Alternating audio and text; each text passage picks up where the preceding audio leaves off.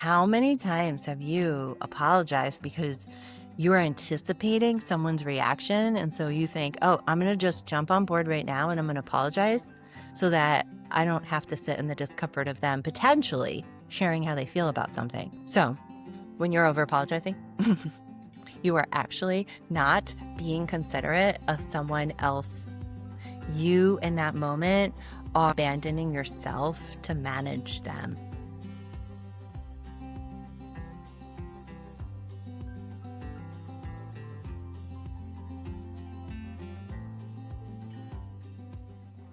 So last week, I was getting a breast ultrasound, and this very sweet tech was doing the ultrasound. And she must have apologized to me at least a dozen times. I'm sorry that the lotion's cold. I'm sorry that you're uncomfortable. I'm sorry that this is taking so long. And let me tell you something. There was absolutely nothing for her to apologize for. Nothing. I had voluntarily signed up to do this procedure with her. She was doing her job. Any discomfort was on me to handle. She didn't do anything wrong, nothing at all. And it really has had me reflect on how often us women apologize when we don't need to be apologizing. There's an epidemic of over apologizing, and there's a pattern that I'm noticing here. And I want to talk about it on today's podcast episode. Today's episode is a bit of a sister episode to the one that I recently did on guilt and shame. It's another one of those patterns that hides in plain sight because it looks so polite. It looks so kind and considerate, right? When we say, I'm sorry, I'm sorry, I'm sorry. Just like being really nice. Like we're nice girls, we're good girls. So we apologize for everything. So what the real thing that we're going to talk about here today is over apologizing. I'm not talking about apologizing when we catch that we did something wrong, when we either intentionally or unintentionally hurt somebody. That's a completely different topic. We're talking about a pattern that I actually know really intimately because it's something that I've been working through my entire life, and it matters a lot. So as we're growing, as we're becoming more aware, anyone listening to this podcast, I know a lot about you. I know that you're someone who has a growth mindset. You desire being the best me that you can be. And how do we do that? We do that through awareness. So today's episode may make you more aware of a pattern perhaps that you've lived inside, much like I used to live inside it. I still occasionally catch myself doing it, but not nearly as much as I used to. And certainly not nearly as much as this x-ray tech did last week. She might just need someone to kindly point it out to her. So she doesn't need to over apologize. So there's a real difference, and I want to talk to it up front in this episode, between really being remorseful, like genuinely being sorry and owning something that we did that caused harm to someone else. When we own it and we offer up an apology, that's integrity. That's coming from that place of integrity. We're owning it, right? That's awesome. And then there's apologizing because what we're really doing is managing someone else's comfort. We're managing their feelings or their reaction. That, my friends, is actually people pleasing. And that doesn't come from an energy of integrity. It comes from an energy inside of us of lack. There's something inside of us that makes us feel better when we apologize. And that energy right there is going to be felt. I felt it with the x-ray tech. None of it felt comfortable to me. She did not need to own my experience because she was doing her job. So people pleasing can show up in so many different insidious ways. And I am a recovering chronic people pleaser. I am a human being who will probably be working on that for the rest of my life. And I've come a really, really, really long way. So I'm really aware of a lot of the sneaky ways that people pleasing shows up. And this is absolutely a form of people pleasing. So when you're saying, I'm sorry for something that's not yours to be sorry for, you're not actually apologizing for it. You're managing someone else's emotions, or you're at least trying to. And that right there is not coming from integrity, and that can be felt by the other person. So even though you're thinking you're doing a nice thing or you're doing the right thing, energetically, you're not. Here's the real, uncomfortable truth that we need to hear. Over apologizing does not even land well for the recipient. It doesn't, even if they can't name it, even if they can't put words to it. It feels a little ick because of the energy underneath it. And the reason why it feels so ick is because they can feel that it's actually not really about them. It's about the person who's over apologizing when they don't really need to be apologizing. They're making it more about their discomfort and your discomfort. So your discomfort, potential discomfort, right? So let's use what I was experiencing with this ultrasound tech. So she puts some lotion on me. It's really cold. So she immediately assumes that I'm uncomfortable and I'm going to get upset with her. Or I'm going to be uncomfortable. Oh my God, right? Like I, as a human being, can't be uncomfortable. So her uncomfortability with my potential discomfort has her apologizing. That right there creates a very subtle, almost like static, that you can feel in the exchange, rather than something that's really easeful and integrous. Like when someone really does do something that creates harm. So let's just say that she was squirting the ultrasound lotion and the top blew off and she got lotion all over me. Right there, she might genuinely apologize. I'm really sorry. I didn't check the top before I squeezed it. Let me help you clean it up. That might have warranted a genuine apology, even though it wasn't her fault, right? But she's owning something that happened versus it's just cold. That is what is. I'm a human being. Let me experience some uncomfortable things in the human experience, right? So when I was in high school, I played basketball. I'm really tall. So if you've never seen me in person, I'm almost 5'11". And so, of course, naturally, I was recruited for the basketball team. And while I was okay at playing basketball and being tall just naturally led to me being a decent basketball player, I had a lot of patterns that drove my high school basketball coach insane. And one of them was my reflex or my habit of saying, I'm sorry. Every single time I missed a shot or I missed a catch or I did something quote unquote wrong, I would say, I'm sorry. That was my energy all the time. And what she would do with me in her very masculine basketball coach way was she would make me run suicides. Every single time I did it, she's like, another suicide. She was trying to break my habit of over apologizing. She was saying to me, stop apologizing. Just deal with it, Jen.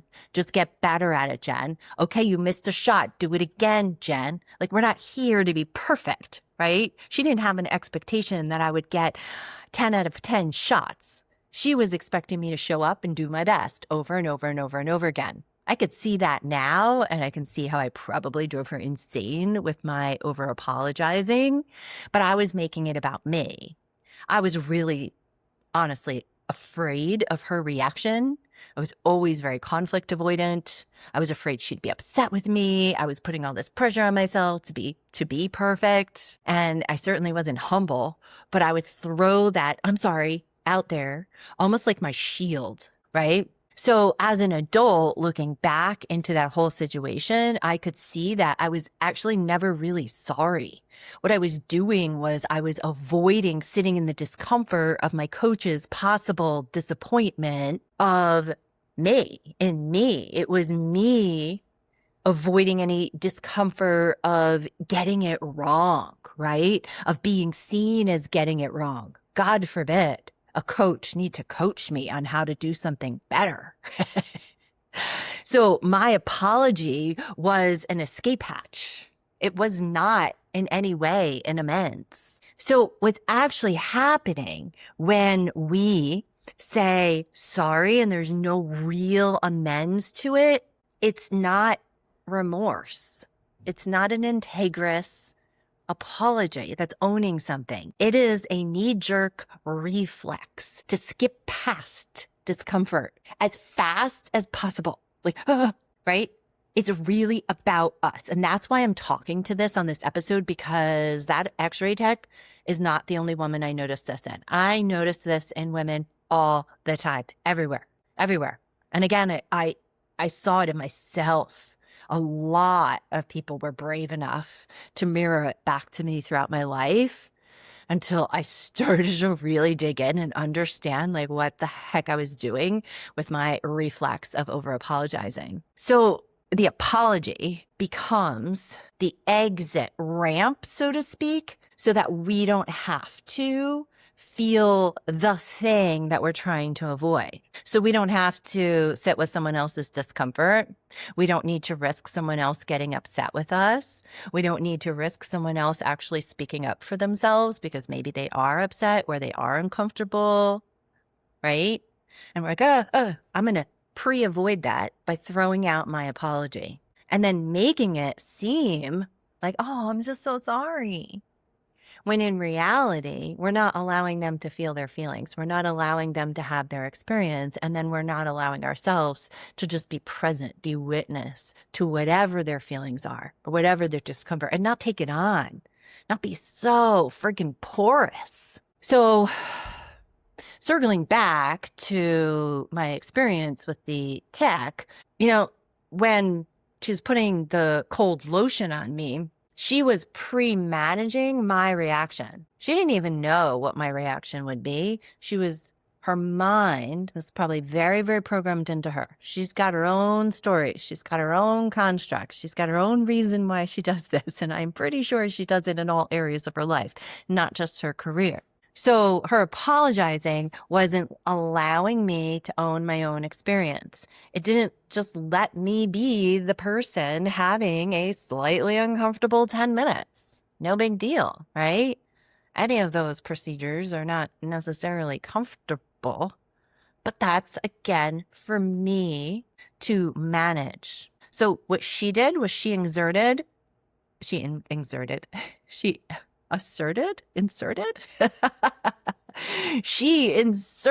she came on in and inserted her anxiety about my comfort into my experience. And it didn't feel good. It genuinely didn't feel good to me. By the time she said like her, 12th apology, I was really uncomfortable. I wanted to say to her, please stop. Just stop. Just stop apologizing. Just let me be here. Just let me experience this. I mean, if you want to professionally give me a heads up that something is going to be uncomfortable and to take a deep breath and that it will be over in 5 minutes, great. By all means. But then allow me to experience what I'm going to experience. So there's a deeper cost when we over apologize, and it's that it's not humble. So humility is the antidote to pride. And pride, we've heard many times before, is a, quote unquote, deadly sin. Why would that be? Because it becomes the deadbolt on the door to endless possibilities for us. We can't swing the door open and access those endless possibilities because our pride is in the way.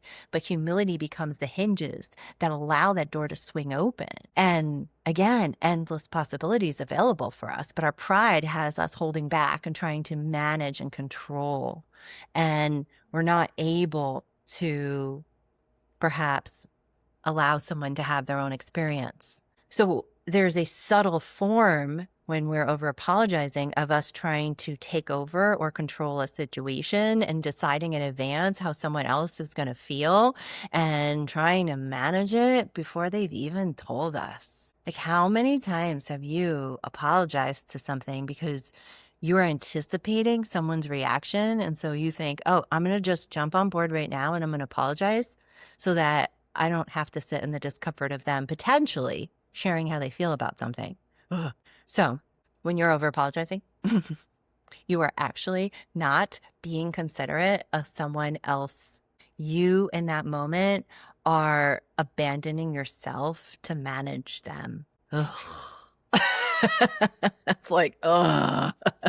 My husband and I have a joke in our house now that we've both become a lot more humble and honest with ourselves and with each other. And when we recognize a pattern in ourselves, we both go, ugh. Try it. It's really cathartic. And then it brings some levity and we can laugh because we know that the other person just saw it. Like we saw it in ourselves. And that's a beautiful thing. Again, I'm going to remind you of what I said at the beginning of this episode. Awareness, the more aware we are of our own patterns that hold us back, is a path to freedom. The more aware we are, the freer we are, because the more empowered we are to make a change. We can change it. So even if you're listening to this and you're like, oh, damn, I totally recognize myself in the over-apologizer, and maybe you don't fully understand where it's coming from, but that first bit of awareness is the first step to change, and that's awesome. That's great. Congratulations. It's so, so good. So when we look at Jesus, our beautiful, perfect model for how to walk this earth, embodying Christ, embodying the divine, being of the world but not in the world, we look at someone who did not ever over-explain himself or certainly over-apologize for speaking truth, for acting from truth, for loving.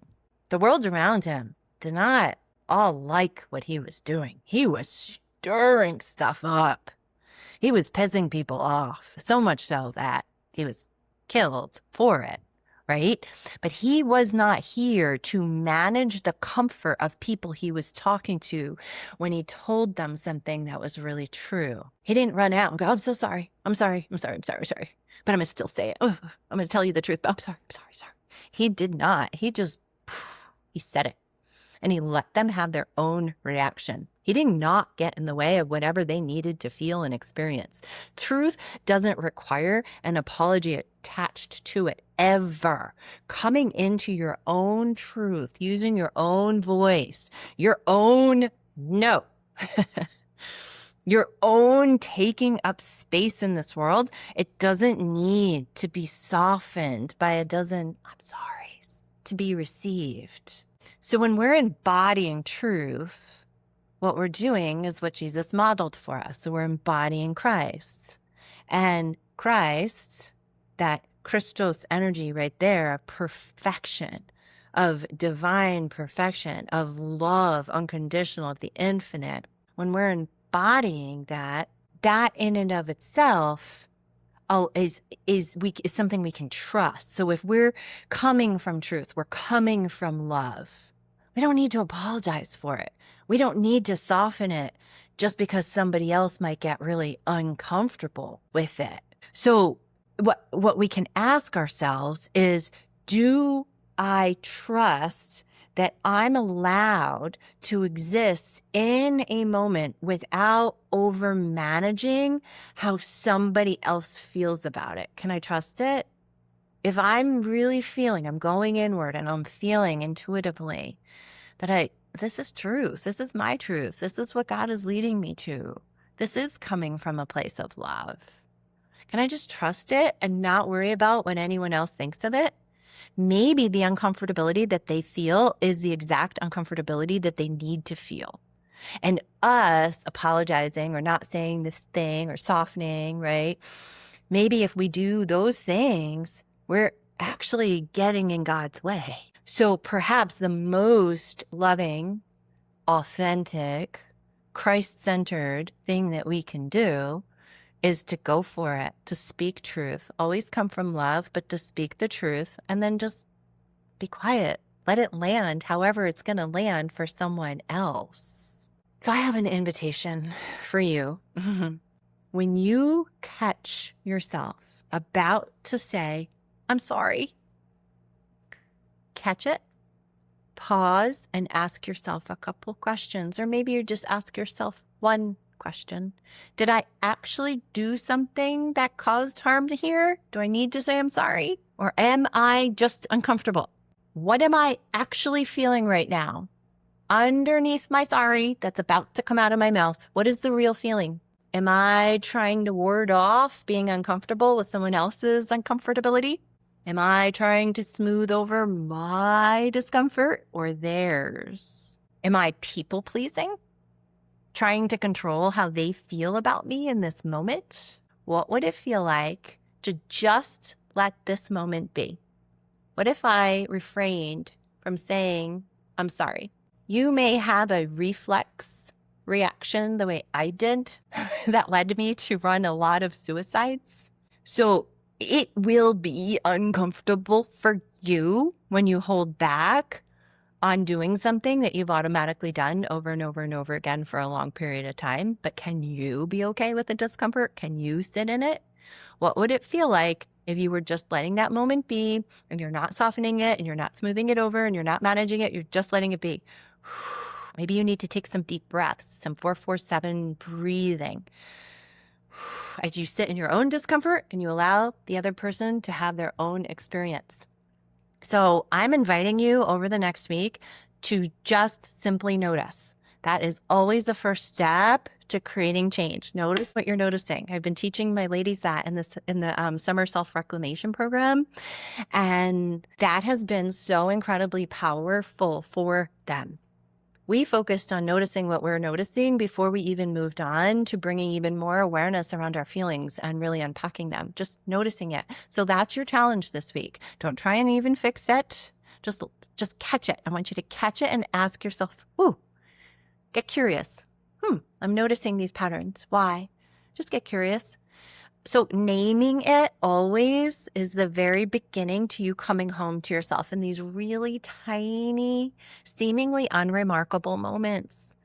And when you can name something and you can bring more awareness to it, I'm telling you, it has a compound effect. So many of us want to grow and change at lightning speed. We just want to skip to the good part.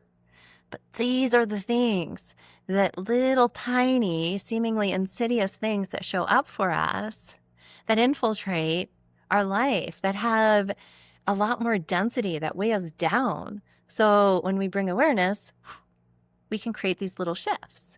And as I said at the beginning of this episode is like the sister episode to the guilt and shame one that I did, because they all come from a very similar place. So you'll start to see too, the more that you notice and the more awareness that you have, how interconnected they all are. And the positive thing is once you start to be able to catch it and do differently and shift, you're going to also see how that infiltrates your entire life. It ripples out all throughout your life, and you'll just start to feel more and more levity, more and more freedom.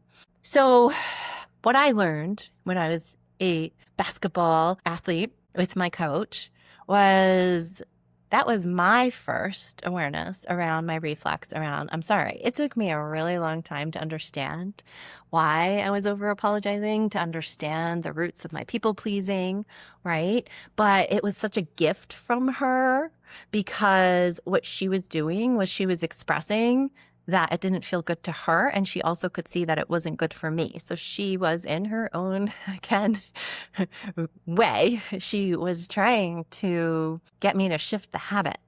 Now, I don't think habits are shifted by like literally saying, shaming ourselves and blaming and saying, don't do that anymore. That's wrong. That's bad. I do believe we need to understand where it's coming from, but we can understand it with a lot more grace and compassion. So this whole conversation is not about never saying I'm sorry again. Remember, if there's something for you to apologize for, it's going to come from a place of integrity. You're going to feel it within you. And that's why it's so important that we pause, especially if this is a habit of yours that you're becoming more aware of. Put that purposeful pause in there so that you can have that moment to reflect and to ask yourself, where's this coming from? Is this, again, coming from a place of integrity? And I'm actually going to make a bet that it is easier for you to say, I'm sorry, as a reflex and a form of people pleasing and a form of avoiding someone else's discomfort. It's easier for you to do that than to say a genuine, I'm sorry. I did something wrong and I want to own it. Because guess what? When you say that genuinely from a place of integrity, it's uncomfortable. You need to drop your pride, step into humility, and just sit in potentially the discomfort of someone else's reaction. Owning your own shit is really uncomfortable. So a lot of people actually apologize in the wrong instances and overly apologize and do what we're talking about here today as a way to distract themselves from sitting in real apology, from really, really owning the things that they need to own in life. So think about that too. Notice that, if that's even a pattern in you, because it could be. I know that that was one for me. Like a genuine, heartfelt owning of something that I did wrong in an apology. Oh my God, it was so hard for me. So hard for me. But I had no problem saying, I'm sorry, all the freaking time. And thank God for the people in my life who called me out on it and called me higher. So you are allowed to take up space without an apology attached to it. You are allowed to allow other people to have their experiences. Their experiences are not yours or not your responsibility. So if this podcast episode resonated with you in any way, shape, or form, I would really, really appreciate if you were to leave me a review, a comment, subscribe wherever you're listening. That really helps this message to get out to more people. Share it too with a friend, a soul sister who may be struggling with what we're talking about here today. I have a gift for you. It's a brand new gift. It's a quiz. I love online quizzes, so I wanted to make one myself. And it's, what is your soul trying to tell you? So what we talked about here in this episode is noticing what's underneath our reflex of over apologizing. And this quiz is going to do exactly that on a much bigger scale for you. It's going to help you notice what you're noticing. There's 8 questions that are going to help you hear what your soul is actually trying to communicate to you right now. And then I'm going to offer some resources to you, some next steps after you take it. So the link is here in the show notes, wherever you are listening. Just look for the link, click on it. You can take the quiz. It'll take you a few minutes, and then you're going to get your responses. I would love to hear your feedback too. Again, share, rate, review this episode, and I will talk to you again real soon, my friends. Thank you for joining me on the Daily Surrender. If today's episode spoke to you, I'd love to hear your reflections. Send me a message, share this with a friend, or leave a review. Remember, true healing and freedom come when we let go, surrender, and trust that God's way is so much better than our way. Until next time, my friends, keep surrendering, keep rising, and keep walking in peace.